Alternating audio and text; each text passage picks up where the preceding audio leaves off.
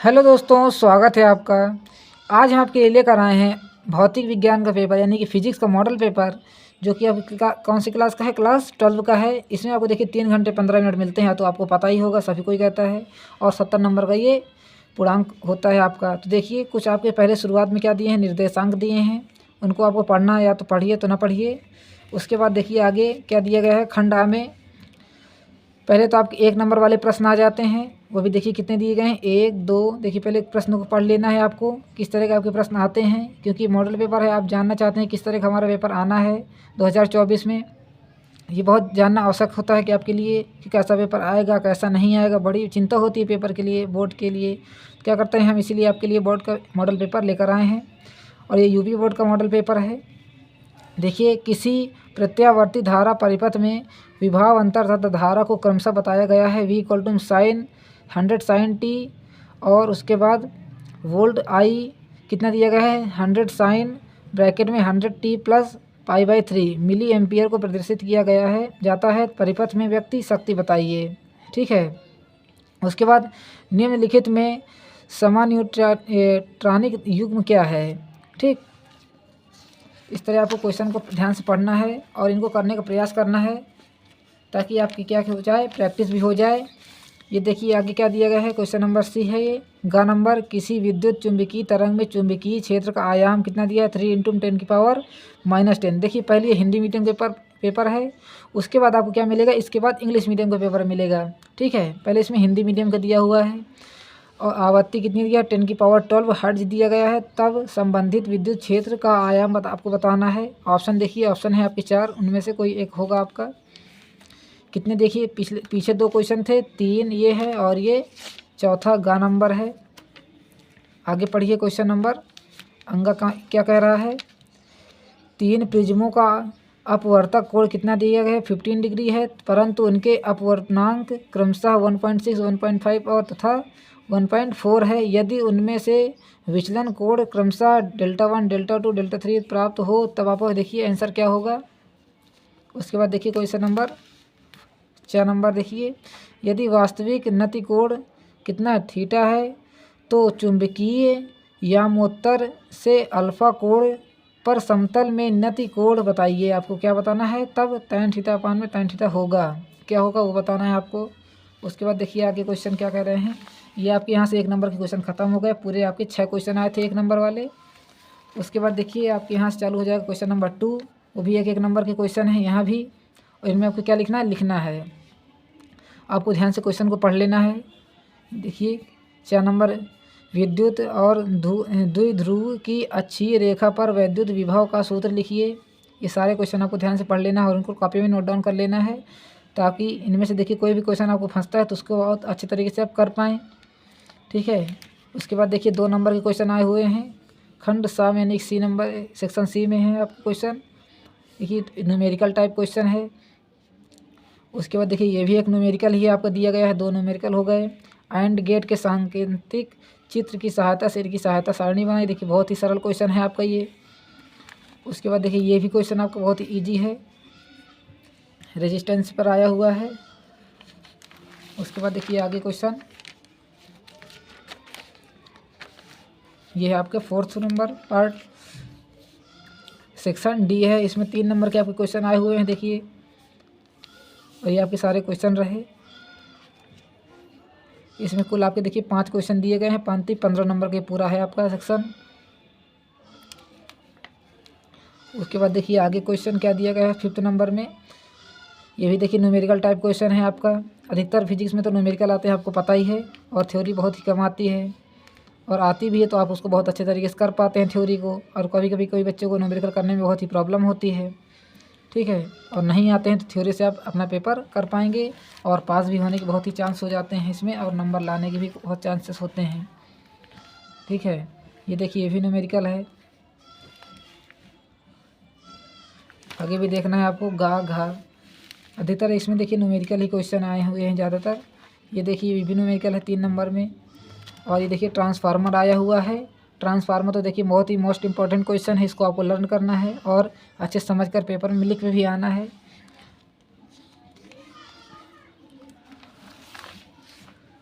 देखिए फिर एक न्यूमेरिकल आ गया, कोई 5 नंबर में आया हुआ है ये न्यूमेरिकल आपका।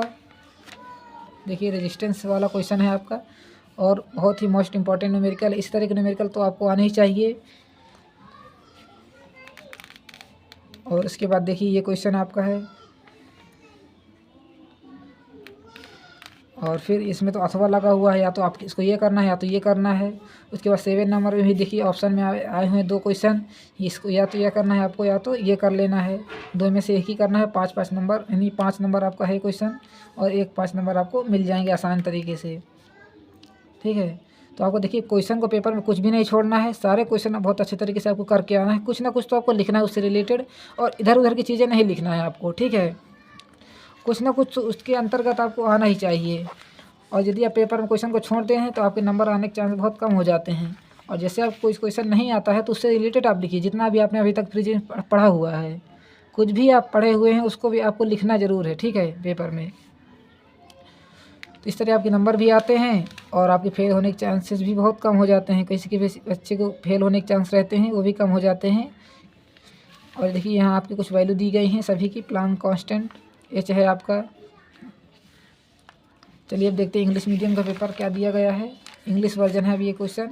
सेक्शन ए देखिए, in AC circuit potential difference and circuit are given as, देखिए V equal to sine T 100 sine और 100 टी वोल्ट दिया गया है। और आई यानी करंट कितना दिया गया है आपका 100 साइन टी और उसके बाद 100 T plus π/3 milli ampere respectively दिया। और पावर कंज्यूम्ड आपको इसमें क्या बताना है, पावर बताना है कितने वाट आएगी।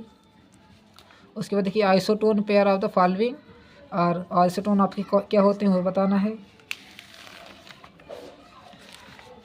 देखिए सेक्शन क्वेश्चन नंबर सी, सारे 1-1 नंबर वाले क्वेश्चन हैं।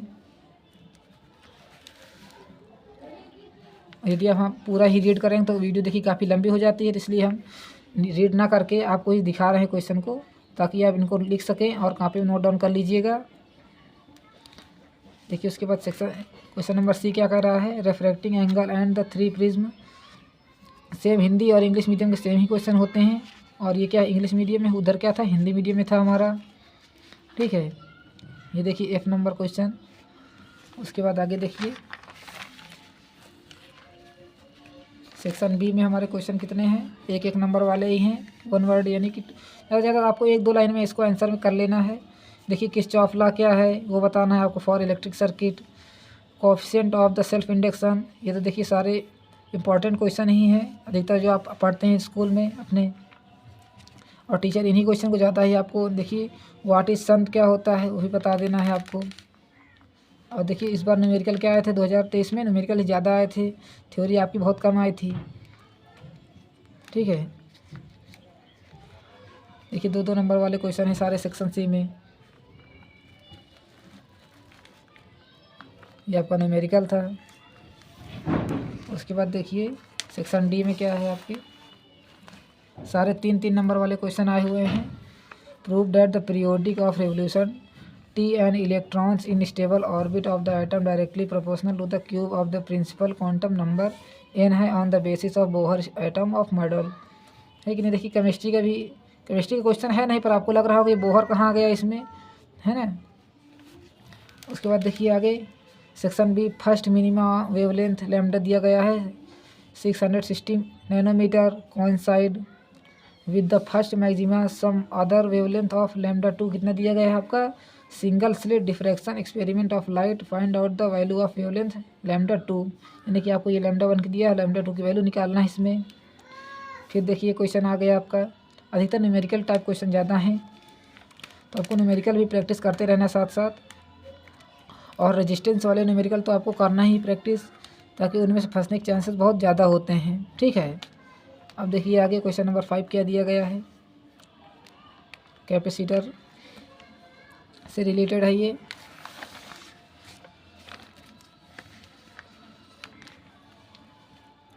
देख लीजिए आप सारे क्वेश्चन अच्छे से पढ़ लीजिए और उसके बाद पेपर की अच्छी तैयारी करिए, ताकि आपका पेपर बहुत अच्छी तरीके से हो पाए।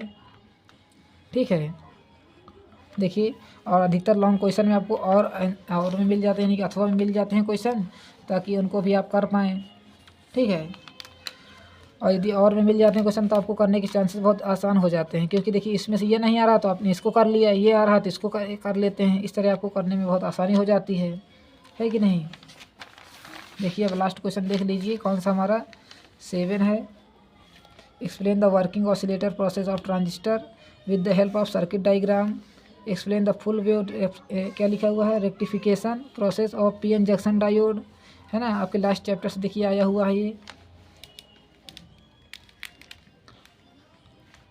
देखिए AC circuit, AC DC circuit तो आप जानते ही होंगे, और इनसे रिलेटेड न्यूमेरिकल आते हैं पेपर में।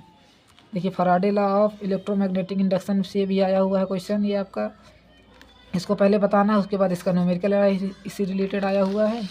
और लास्ट में आपकी देखिए कुछ यूनिट दी गई हैं जो आपके पेपर में हेल्पफुल होती हैं।